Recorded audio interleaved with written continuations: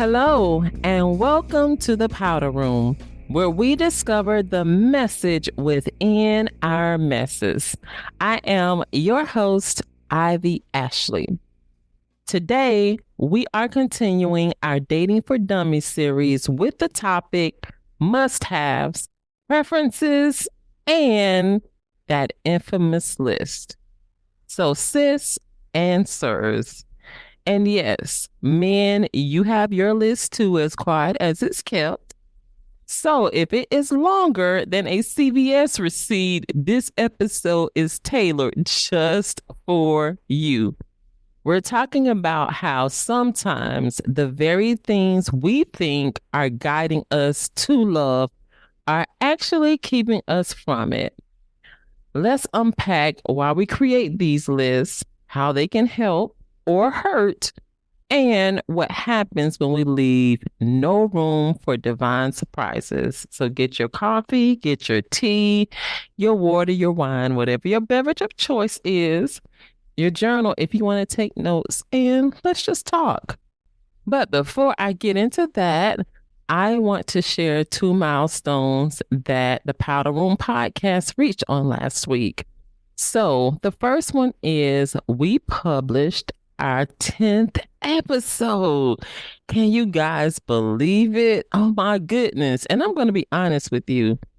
As I always am, I did not think I had so much to talk about. I thought I was going to be struggling to record 20 and 30 minutes, but that has not been the case. And I am just super grateful for how far that we've come, even in these first 2 months. And I am so grateful.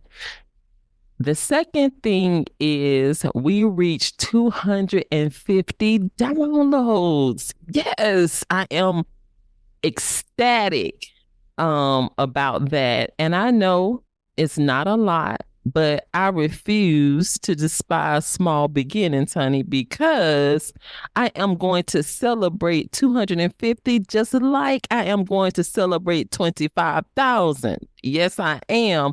So I am so grateful for everyone who has downloaded this podcast, who has been plugged in since day one. I am super, super, super grateful.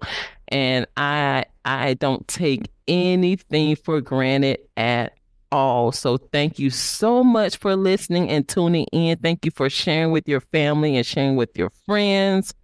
Thank you so, so much. So let's keep this thing rolling and let's ride it until the wheel fall off, okay? Yes. Now, so let's get into these must-haves, preferences, and this list, okay? So what are must-haves? Your must-haves are your core values, morals, beliefs, habits, and non-negotiables. So these are the things that we believe are necessary for a thriving relationship. So when you think must-haves, think along the lines of emotional availability, shared life vision. Does respect exist? Is there evidence that he or she has consistent income? And notice I didn't specify a salary. I specified income. Does he or she work? Because the Bible still says if a man don't work, he don't eat. And yes, I had to put my English major aside and say it exactly like I said it. Also, we have to consider a person's overall health because, listen, that comes into play too. Also, their family dynamic. Does that family have, or his or her family have, a history of toxicity? Is there abuse? Is there fighting? Is there cussing? I mean, what does that dynamic look like? And please don't let anyone say to you, I'm not marrying your family, I'm marrying you. Yes, you are marrying that person's family as well. And I don't care what the dynamic is, even if there is no relationship, because if a person, has a family, that family is still in them. So you are still marrying the family. So that's stuff you want to consider. Those are your must haves. These are your deal breakers, okay? Next, preferences. So preferences are desires that aren't make or break, okay? Sometimes we treat our preferences like must haves, but they are not necessary in order for a relationship to thrive at all. So I'm talking about things like physical features. And, with this being such a superficial society, we have, things like social media who make us feel like we have to keep up with the Joneses and have things that look like the epitome of success without providing any evidence of sustainability. So, okay, let's talk about these preferences. So I'm talking physical features. Height, and we know that I have a height thing because I'm a 6 foot sister. So, but I've come to realization that him also being 6 feet or taller is not a necessity for me, and it took me a minute to get here. Okay, so height, build, skin tone, hair texture, feet, breast, and butt size. We definitely sometimes treat that as a must have, but it is not. Salary, style, career choice. Also the ability to say the word street, straight, and shrimp. I have heard it all. All of those would be nice, but they are absolutely preferences, okay? And then the list. The list is a compilation of both must haves and preferences. But the thing I like to say about the list, it tends to prioritize preferences over must haves. And there lies the problem because it includes things that may not be rooted in reality. So the list is not about having standards. It's about having these items that are so curated that no real flawed person is ever going to be able to measure up. It's like, you come across someone who has 9 of the 10 things that you want, but you say it's not going to work out because they dark skin and you like light skinned dudes. Does that make sense? It doesn't. So we really have to, think and do a little digging to find out where this desire to have these lists, where does it come from? And I have a couple of ideas that I want to share with you. So many lists are built from one, past trauma or even fear. So for example, if you are one of those ladies who says that your man has to make 6 figures, it's possible that you've said that because you've dated someone that's broke and you never want to be in that position again. And I absolutely understand it because unfortunately in my younger days, and actually I wasn't too much younger, I was in my 30s, I paid for a cell phone bill or two like an idiot. Um, so when you've had to, put in more financially in a relationship than you should have, you want to, kind of make a recompense for, the previous behavior. So it's like, I'm not putting up with that anymore. You need to make 6 figures. But let me say this. Making lots of money does not equal financial stability, which is what we really want. So, just because he makes a lot of money or just because, she makes a lot of money does not mean that they know what to do with the money that they're making. So, you have to make those things very, very, very clear. So, past trauma or fear is a reason why we create these lists. Also, ego. Ego says if I've accomplished this, he also should have accomplished this. So I have a degree, he needs to have a degree. I have a house, he needs to have a house. I have a car, he needs to have a car. Now wait, sounds like a must have in certain cities. A car is a must have, but hey, if he got an Uber contract, we can work with it. If he, can still get around and get to where we need to get to, then hey, I can work with it. But, a man or a woman shouldn't necessarily have the same exact things that you do in order to, for a relationship to work. Also, lists are built from social media pressure. We see all these things, Pinterest weddings, Instagram boyfriends and girlfriends, and, these lives that are, portrayed on social media that are not even true.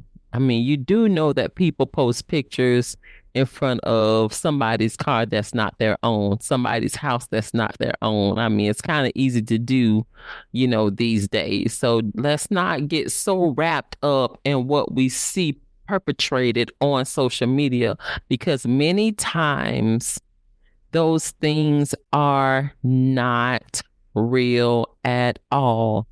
So we, use our past trauma, we use our fear, we use our ego, we use the things that we've seen on social media, and we've created this, what I call again, a perfect partner avatar.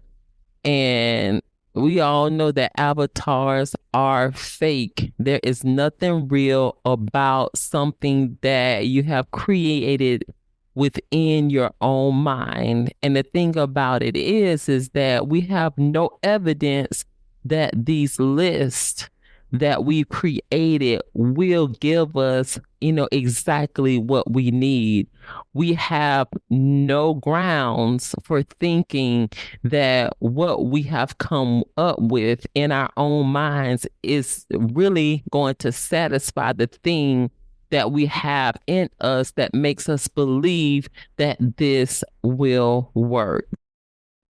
Now, while I was going through my notes and kind of preparing what I wanted to cover in this episode, I had a personal moment of illumination. And a moment of illumination is equal to what Oprah would call an aha moment. And I realized that there are a couple things that are a must have for me now that I didn't even think about 10 years ago. And the first one is I need a man that makes me feel seen, safe, and secure. Someone that makes me feel seen, speaks volumes. It speaks volumes. And I'm going to give you an example of what I mean by that. So, one of my favorite movies is Brown Sugar. And remember when Sydney, I think that she was, I think she was in the studio towards the end of the movie. I don't remember exactly what part of the movie it was, but she made the following statement. She said, I don't have to pretend with hip hop, and hip hop doesn't have to pretend with me. And everybody knew that she was talking about Dre. Dre finally realized that she was talking about Dre. But that is what I mean. It's like, it's to the point where, you've thrown caution to the wind and you can just be with a person without any pretenses, without any expectations.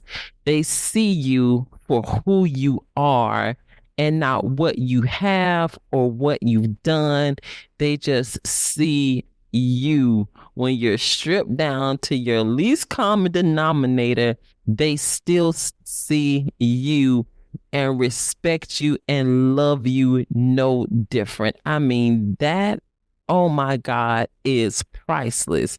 And feeling safe and secure means nothing to you until you've gotten to the point where somebody has exposed you in your vulnerability. Ooh. When you've been exposed, you understand what it is to want to be safe and secure. And I'm telling you, being protected by the man I love means more to me than him making six figures. Means way more to me than any amount of money that he could ever make. The second thing that I realize is a must have for me is a man who realizes that my meekness is not weakness, but it is strength under control. Is so I don't have to be anybody else but who I am in his presence, and he values me for just that. These are must-haves for me that are not tangible, but they are absolutely positively necessary. Oh my God, that is good to me. Yes. So as we think about, where these lists come from, I think that it's a good time for us to pause and reflect and ask ourselves some questions. The first one being, am I asking for something I don't offer? As we have all these things on our list to make us feel better, but do you offer what you want? Also, are my expectations rooted in healing or hurt?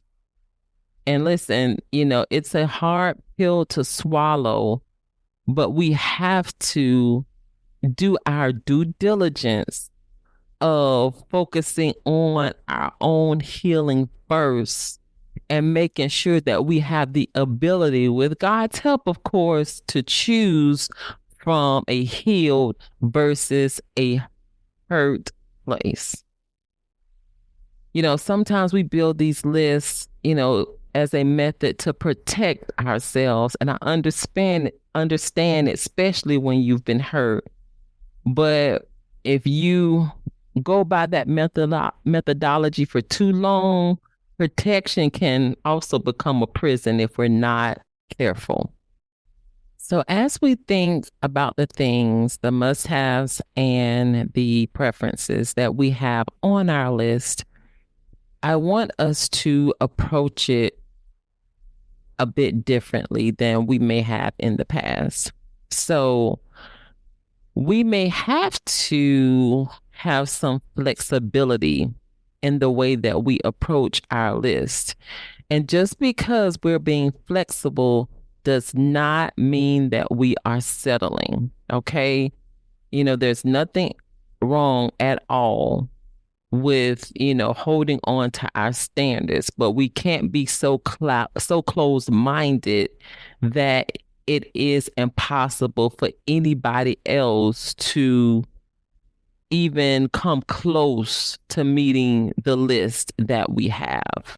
As much as we would like to, we cannot custom order a soulmate. We can't do it. Having a man or having a woman is not a Build-A-Bear situation. I don't want to build a bear, and I definitely don't want to build a man. That is too much work. Listen, I want to go into a store, and when I was younger, I absolutely loved stuffed animals. But this whole concept of building a bear, listen, I want to go in the store, and amongst a selection of many, I just want to choose the bear that I want. I don't want to have to put him together and then buy it. That is way too much work. And that is what I believe some of us are trying to do. We're trying to build, this man or build this woman. Listen, having a relationship in itself is already, it already takes work. It already takes effort. Then you want to put them together? Mm-mm-mm-mm. Leave that to God. We are not God. Listen, don't be trying to be God and put people together. No. Nuh-uh. That is outside of your level of expertise. So, leave that up to the potter putting people together again. Leave that to God. That is, should be completely out of your hands. So I believe, flexibility is absolutely the key, and flexibility is not settling. Okay. So that means we may have to adjust our expectations just a little bit, but that does not mean that we lower our worth, we lower our values.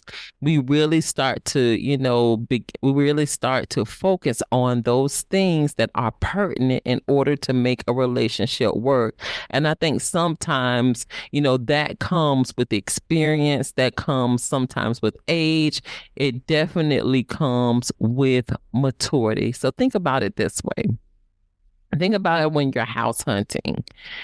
Unless you, build a house from ground up, you may not get every single feature that you imagine. However, if you focus on the things that truly matter and that will make it a home, then you will still have the goal of home ownership, that you have accomplished. So think about it that way. Also, we have to give room to allow life and love to surprise us. When we have these lists that are so freaking stringent, there is no room for just letting love be, just letting chance happen. And also, we need to consult the Holy Spirit for those of us who are, Christians, because, we pray about everything else, but want to be left to our own vices when it comes to choosing a lifelong partner. That's crazy. And how is that working out for you? It's not. Because I will tell you personally, my picker is completely off. Honey, I cannot be left to my own devices when it comes to picking a mate, because up to this point, my choices have not worked out for the best at all. Okay, at all. So I need to listen, God is, are we on the right track? And then when he speaks, listens. When he speaks, listen to what he has to say, or even when he sends people in your life, people that you trust, people that have your best interest at heart. If you're a younger person and even the older person, your parents, your siblings, your best friends, your mentors, your pastor, people whose voice that that you trust. Listen to them and listen to the wisdom that they have for you. Okay. This is not a decision that we should try to make on our own. It's okay to solicit help. I always said that, whoever I'm with, part of the process for me is, him meeting my friends, a couple of my friends first, who I trust and who I know they're going to give it to me quick and dirty, who's not going to, spare my feelings, because they want to not only see me happy, but they also want to see me in a healthy relationship. So trust those around you, even when you can't trust your own, decisions, in the moment. It's very, very, very important that we have people in our lives that we trust, that we can listen to. Very, very important. So, how can your list be keeping you single? Very simple. When you have such a strict list that you are unable to apply any type of flexibility, you could be eliminating people who could make great partners. There probably have been men, who you've had in the past, or women you've, dated in the past. You didn't realize their worth or value until the relationship was over. So why are you repeating the same pattern of behavior and expecting to receive different results? We've already talked about how sometimes our fear and our past is keeping us pigeonholed into these lists and decisions. So why are we continuing on that same path? Also, it keeps us, and dating becomes a job interview instead of a connection experience. So we're so focused on checking off our list until we've forgotten how to just have a conversation with people, how to allow things to flow naturally instead of going by some type of, check off, in our heads. And then as soon as, he doesn't meet a certain item, we X out the whole person. We have to apply openness to our dating decisions. So I think, this is a good time for us to do a self-check and reflection and really evaluate what it is that we have, on our list. So think about, as you think about your list, and you may need to write it out, write, what your list actually is and the items that it contains, and determine what is on this list because of fear. What's on this list that I've outgrown? Because sometimes we can connect to things over time and not even realize that that's not even a necessity for us anymore. And another thing to consider is, would you pass your own dating standards? Again, remember, we're looking at, are you the sum total of what you're requesting somebody else to be? So I think it's a good idea for you to write out your current list. And once you write out your entire list, however long, it may be, even if it's the size of a CVS receipt at this point, go ahead and write out your must-have, write out your preferences. Go ahead and write those things out. And then go back and circle everything that are non-negotiables. Circle your must-haves and be honest. Because see, if we demand perfection from others, we're not creating a space for connection. We're creating auditions. And when an audition happens, and if that's, what our focus is, we're giving people the license to perform. And when you give somebody the license to perform in your life, they will definitely put on a show. They're going to be everything that you think you need in order to get chosen. And then after you've selected them, then they'll start revealing who they truly are. That is good. So I don't want any auditions. I want the real person presented. It's time out for, accepting, chameleons. A chameleon can adjust to whatever the environment is. Mm-mm. I don't have time for that. Nor the capacity to, sit through you adjusting every time the wind blow. No, I need for you to be exactly who you are. But when we have these lists, it's almost an impossibility. I know today may have been a little different because I'm feeling, it was a little bit different of a topic today, and it's never comfortable when you are asked to put a mirror up to yourself and focus on what's reflecting instead of throwing off and, dealing with somebody else or, being able to call out the flaws in somebody else. But I think if we are going to require that the people that we choose to love present the best versions of themselves and be the best versions of themselves, then it is required that we also do the same. So let's identify the mess and the message in today's episode.